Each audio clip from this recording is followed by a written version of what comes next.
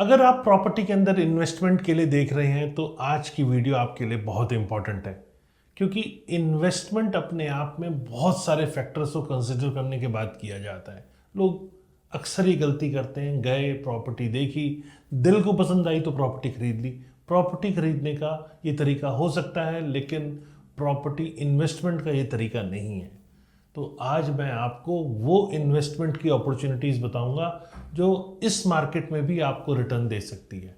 तो क्या है वो इन्वेस्टमेंट अपॉर्चुनिटी?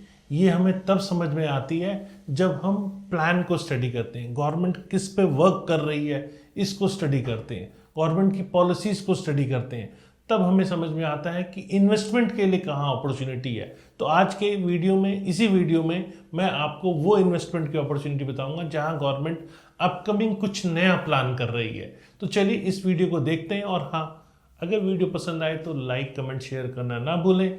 और फ्यूचर में और रेगुलर ऐसे इन्फॉर्मेटिव वीडियोस आपको मिलते रहें, इसके लिए चैनल को आप सब्सक्राइब करें। तो चलिए आगे बढ़ते हैं और इस इन्वेस्टमेंट के बारे में आपको बताता हूँ। नमस्कार, मैं हूं Pradeep Mishra. The property Mishra show में आपका स्वागत है। यहां हम आपको प्रॉपर्टी और प्रॉपर्टी मार्केट की हकीकत बताते हैं। नो बकवास, डायरेक्ट काम की बात। चलिए शुरू करते हैं। इन्वेस्टमेंट के लिए जैसे मैंने बताया, हमें गवर्नमेंट के मास्टर प्लान को स्टडी करना पड़ता है। उसके फोकस में कौन कौन से एरिया हैं, कहाँ गवर्नमेंट क्या लाना चाहती है, आसपास कोई बड़ी कंपनी आ रही है, नहीं आ रही है, उनकी इन्वेस्टमेंट्स क्या है, इन सब चीज़ों को रेगुलर स्टडी करना पड़ता है। क्योंकि डिमांड और सप्लाई समझने के बाद ही सही इन्वेस्टमेंट हो सकती है। तो आज जैसे मैंने आपसे प्रॉमिस किया है, तो मैं आपको उसी इन्वेस्टमेंट के बारे में बताने जा रहा हूँ। करीब 10 स्टेट्स में इंडियन गवर्नमेंट ने 12 इंडस्ट्रियल स्मार्ट सिटीज़ बनाने की घोषणा कर दी है। और ये डेवलपमेंट हाल ही में 28 अगस्त 2024 को इसको अनाउंस किया गया है। और ये गवर्नमेंट का एक एम्बिशियस प्रोजेक्ट है। गवर्नमेंट की प्लानिंग है कि अर्बन लिविंग और इंडस्ट्रियल ग्रोथ को एक तरह से ट्रांसफॉर्म करना। करीब इसके अंदर 28,602 करोड़ रुपए की एस्टिमेटेड इन्वेस्टमेंट का भी इसके अंदर प्रोविज़न किया गया है। तो ये इनिशिएटिव जो है अपने आप में कुछ अर्बन सेंटर्स बनाएगा। कैसे अर्बन सेंटर बनाएगा? मतलब इसके अंदर रेजिडेंशियल, कमर्शियल और इंडस्ट्रियल जोन तीनों होंगे। तीनों का ये मिक्सचर होगा। और यहाँ पर सबसे इम्पॉर्टेंट चीज़ है कि बहुत सारी इंडस्ट्रीज़ यहाँ पर टारगेटेड है कि यहाँ लाई जाएं, जिससे इकोनॉमिक ग्रोथ यहाँ पॉसिबल हो पाए, उसमें तेजी आए। तो गवर्नमेंट की ये प्लानिंग है। वो ऐसी 12 सिटीज़ जहाँ डेवलपमेंट की गुंजाइश है, जहाँ पे गवर्नमेंट लैंड पे नया इंफ्रास्ट्रक्चर लाने वाली है, ये आपके लिए इम्पॉर्टेंट हो जाता है। क्योंकि जब नया इंफ्रास्ट्रक्चर आता है तो मार्केट कैसी भी हो, वहाँ पे प्रॉपर्टी पे रिटर्न आता है, क्योंकि जॉब अपॉर्चुनिटीज़ आती हैं। जब जब जॉब अपॉर्चुनिटीज़ आती हैं तो आसपास के एरिया में रेजिडेंशियल अपॉर्चुनिटीज़ भी बहुत सारी हो जाती हैं और शहर में कमर्शियल अपॉर्चुनिटी भी डेवलप होने लगती है। तो इंडस्ट्रियल के साथ कमर्शियल और रेजिडेंशियल दोनों फलता फूलता है। तो वो जो स्मार्ट सिटीज़ जो मैं बताने जा रहा हूँ, जहाँ गवर्नमेंट की प्लानिंग है, उसको भी समझ लेते हैं, जिससे आपको थोड़ी आसानी होगी। ये जो 12 इंडस्ट्रियल स्मार्ट सिटीज़ हैं, करीब ये 10 स्टेट्स के अंदर है, जिसमें उत्तराखंड में खुरपिया, पंजाब के अंदर राजपुरा पटियाला और महाराष्ट्र में दिग्गी, केरल में पलक्कड़, उत्तर प्रदेश में आगरा और प्रयागराज, बिहार में गया, तेलंगाना में जहीराबाद और आंध्र प्रदेश में उर्वक्कल और कोपरती, और साथ में राजस्थान के अंदर जोधपुर, पाली इसके अंदर शामिल है।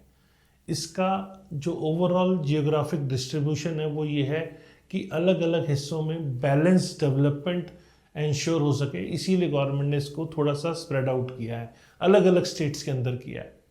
तो यहाँ पर अभी ऑप्शंस हैं कि यहाँ अर्बन सेंटर बने।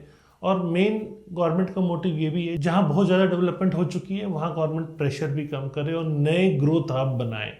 उसी के लिए ये 12 लोकेशन सेलेक्ट की गई है। तो गवर्नमेंट का ये एम्बिशियस प्रोजेक्ट है। यहाँ यूनियन कैबिनेट ने जो ये 12 इंडस्ट्रियल स्मार्ट सिटीज़ डेवलप करने के लिए करीब, जैसा मैंने बताया, 28,602 करोड़ रुपए सुनिश्चित किए गए हैं।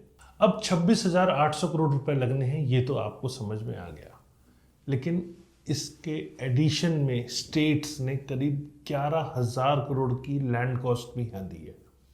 और इसके अंदर लैंड के अंदर करीब 2,000 करोड़ का डेट कंपाउंड भी इसके अंदर प्रोवाइड किया गया है, जिसमें 10 साल के अंदर स्टेट्स को ये रीपे करना है। मतलब स्टेट और सेंट्रल गवर्नमेंट की कोऑर्डिनेशन से ये बन रहा है। National institute corridor development program के अंदर ये बन रहा है। मतलब इसके तहत जो स्मार्ट सिटी डेवलप किए जा रहे हैं, इंडस्ट्रियल स्मार्ट सिटी, इसमें रेजिडेंशियल, कमर्शियल और इंडस्ट्रियल जोन तीनों का मिक्स होगा। एक तरह से इंटीग्रेटेड अप्रोच है, सेल्फ सस्टेन अर्बन इकोसिस्टम बनाने की यहाँ एक्सपेक्टेशन है गवर्नमेंट की। उसी पे ऑलरेडी इसको अनाउंस कर दिया गया है। गवर्नमेंट का मोटिव ये भी है कि लाइफ में लोगों के इम्प्रूवमेंट आए, हर नए एरिया में अपॉर्चुनिटी मिले। गवर्नमेंट की जो मेन इनिशिएटिव है, इसको थोड़ा फीचर्स से मैं आपको समझाता हूँ। पहली चीज़ स्ट्रेटेजिक इन्वेस्टमेंट, जी हाँ, NICDP, जो कि यहाँ पर लार्ज एंकर इंडस्ट्रीज़ और micro small and medium enterprises MSME दोनों से इन्वेस्टमेंट को फैसिलिटेट करने के लिए, एक वाइब्रेंट इंडस्ट्रियल इकोसिस्टम को फॉस्टर करने के लिए पूरी तरह से इसको डिज़ाइन किया गया है। स्मार्ट सिटी और मॉडर्न इंफ्रास्ट्रक्चर, जैसे कि नए इंडस्ट्रियल सिटीज़, ग्लोबल स्टैंडर्ड के ग्रीनफील्ड स्मार्ट सिटीज़ के रूप में गवर्नमेंट की प्लानिंग है कि इसको डेवलप किया जाए। और ये plug and play, walk to work concept, और जहाँ डिमांड है उस तर्ज पे इसको डेवलप किया जा रहा है। PM गति शक्ति, जी हाँ, PM गति शक्ति नेशनल मास्टर प्लान के साथ इसको अलाइन किया गया है। ये project multi modal connectivity infrastructure, इसके अंदर फीचर्स भी होंगे। मतलब गुड्स और सर्विसेज के लिए एक सीमलेस मूवमेंट को इंश्योर करना PM गति शक्ति के साथ मिलाकर करने का मोटिव यही है। ये इनिशिएटिव अपने आप में बहुत इंपॉर्टेंट है, क्योंकि ग्लोबल वैल्यू चेन GVC में एक स्ट्रॉन्ग प्लेयर के रूप में अपने आप में ये चीज़ें पोजीशनिंग करेगी। NICDP developed land parcels provide करेगा जो इमीडिएट अलॉटमेंट के लिए रेडी होंगे, जिससे डोमेस्टिक और इंटरनेशनल इन्वेस्टर्स दोनों के लिए भारत में मैन्युफैक्चरिंग करना आसान होगा। मतलब इंटरनेशनल इन्वेस्टर्स भी चाहें तो यहाँ पर इन्वेस्ट करके और फिर प्रॉपर्टी को डेवलप कर सकते हैं, इंडस्ट्री को डेवलप कर सकते हैं। तो ये ग्लोबल अपॉर्चुनिटी है जो आपके लिए इन्वेस्टमेंट के लिए निकल कर आई है। गवर्नमेंट की एक्सपेक्टेशन है कि अप्रॉक्सीमेटली 1.5 ट्रिलियन सब्सटेंशियल इन्वेस्टमेंट इस एरिया में अट्रैक्ट हो सकती है। और ये इनिशिएटिव 1 मिलियन डायरेक्ट और 3 मिलियन इनडायरेक्ट जॉब जनरेट करने की भी यहाँ पर टोटल प्रोजेक्शन की जा रही है। तो ये नए स्मार्ट सिटीज़ के पोटेंशियल इम्पैक्ट को समझने के लिए भारत के एग्जिस्टिंग स्मार्ट सिटीज़ जो एक्चुअल में डेवलप हुए हैं, क्योंकि बहुत सारी स्मार्ट सिटीज़ डेवलप नहीं हुई हैं, तो ये इंडस्ट्रियल स्मार्ट सिटीज़ हैं, तो आपको पुरानी स्मार्ट सिटीज़ को भी एक बार केस स्टडी करने पड़ेंगे। कि गुरुग्राम, दिल्ली, हैदराबाद, बेंगलुरु, पुणे जैसे एरिया में या मुंबई जैसे एरिया में ऐसे बहुत सारी स्मार्ट सिटीज़ डेवलप हुई जिन्होंने रियल एस्टेट सेक्टर में एक तरह से बहुत अच्छी ग्रोथ दी। तो इस ग्रोथ स्टोरी में नए 12 स्मार्ट इंडस्ट्रियल सिटीज़ आ रहे हैं। तो इससे डेवलपमेंट इनिशिएटिव जो गवर्नमेंट का है, इसके प्रॉपर्टी वैल्यू में अच्छी खासी एप्रिसिएशन देखने को मिल सकती है। और नई अनाउंसमेंट है, अभी एरिया पूरा खाली है। जब आपको नई इन्वेस्टमेंट की, गवर्नमेंट की इनिशिएटिव का पता लगता है, तो आप उस एरिया में अगर इन्वेस्टमेंट करते हैं तो आपको अच्छा खासा फ़ायदा होता है, क्योंकि इन शहरों में advance technology, eco friendly practice और मॉडर्न अर्बन लिविंग का इंटीग्रेशन कर उन्हें बिजनेस और रेजिडेंट्स दोनों के लिए एक अच्छा अट्रैक्टिव प्लेटफॉर्म बनाने की कोशिश की जा रही है। वैसे मैंने जैसे आपको बताया, कुछ स्मार्ट सिटीज़ सक्सेस हुई हैं, कुछ नहीं हुई हैं, लेकिन 12 जो इंडस्ट्रियल स्मार्ट सिटीज़ हैं गवर्नमेंट का, इसको बहुत अच्छे लेवल पे, क्योंकि plug and play, work to home culture करके देने का प्लान है, तो ये ऑलरेडी डेवलप्ड प्लॉट के साथ लेकर आ रहे हैं। तो इसका इम्पैक्ट रियल एस्टेट में अगर टाइमली एग्जीक्यूट हो जाता है, क्योंकि बड़े पैमाने पर है, तो टाइमली अगर एग्जीक्यूट हो जाता है तो इसका काफ़ी फ़ायदा इन्वेस्टमेंट पे मिल सकता है। गवर्नमेंट का विजन यहाँ सिर्फ अर्बन सेक्टर बनाने तक ही सीमित नहीं है। स्मार्ट सिटीज़ को गवर्नमेंट एक लार्जर नेटवर्क के हिस्से के रूप में भी देख रही है। मतलब ट्रेड मिनिस्टर ने इसे बेड्स ऑन अ नेकलेस के रूप में डिस्क्राइब किया है, जो देश के गोल्डन क्वाड्रिलेटरल की तरह कवर करता है। ये अप्रोच इंटरकनेक्टेड ग्रोथ सेंटर बनने पर फोकस को सजेस्ट भी कर रहा है। मतलब रीजनल डेवलपमेंट को ड्राइव बहुत अच्छा कर पाएगा।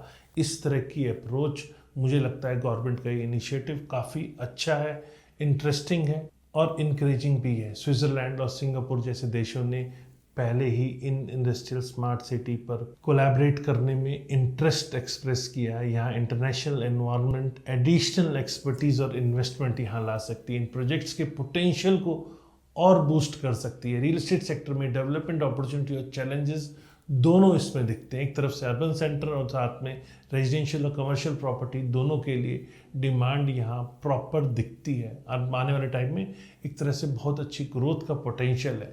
ये डेवलपर और इन्वेस्टर दोनों के लिए अट्रैक्टिव इन्वेस्टमेंट हो सकती है। अपॉर्चुनिटी अर्ली स्टेज में अगर आप एंटर करते हैं तभी आपके लिए ये अच्छा रिटर्न दे सकती है।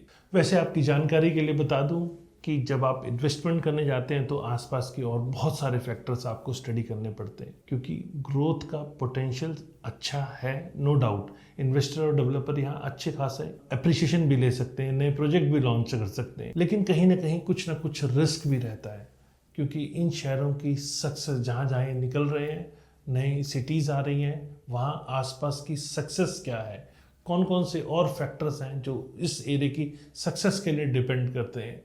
साथ में इंडस्ट्रियल डेवलपमेंट का पेस क्या होने वाला है, बिजनेस और वर्कफोर्स को कैसे अट्रैक्ट करने की एबिलिटी इस एरिया के अंदर है, ये सब इम्पॉर्टेंट फैक्टर हैं। और साथ में देश की ओवरऑल इकोनॉमिक कंडीशन भी इसके अंदर शामिल है। इन सभी चीज़ों को फैक्टर करके ही आप उस एरिया के अंदर इन्वेस्टमेंट करें, तब आपको प्रॉपर्टी के अंदर अच्छा खासा रिटर्न मिल सकता है। क्योंकि एग्जिस्टिंग मेजर सिटीज़ के केस में देखा गया है कि रैपिड अर्बन डेवलपमेंट, ये इंफ्रास्ट्रक्चर स्ट्रेन या एनवायरमेंटल कंसर्न और सोशल इनइक्वालिटीज़ जैसे चैलेंजेस भी कहीं कहीं देखने को मिलते हैं। तो इन नए स्मार्ट सिटीज़ को अगर आप इन्वेस्टमेंट के लिए प्लान कर रहे हैं तो आपको ये स्टडी लोकल मार्केट को जाके एक बार और कर लेना चाहिए। वैसे गवर्नमेंट का इनिशिएटिव एक अच्छी तरफ इशारा करता है। बाकी लोकल फैक्टर्स को स्टडी करने के बाद इन एरियाज़ में भी आप इन्वेस्टमेंट के लिए एक्सप्लोर कर सकते हैं। कैसी लगी आपको मेरे द्वारा दी गई सारी जानकारी? अगर जानकारी पसंद आई तो लाइक, कमेंट, शेयर करना ना भूलें और फ्यूचर में और रेगुलर ऐसे इन्फॉर्मेटिव वीडियोस देखने के लिए मेरे चैनल को सब्सक्राइब करें। नमस्कार एंड जय हिंद।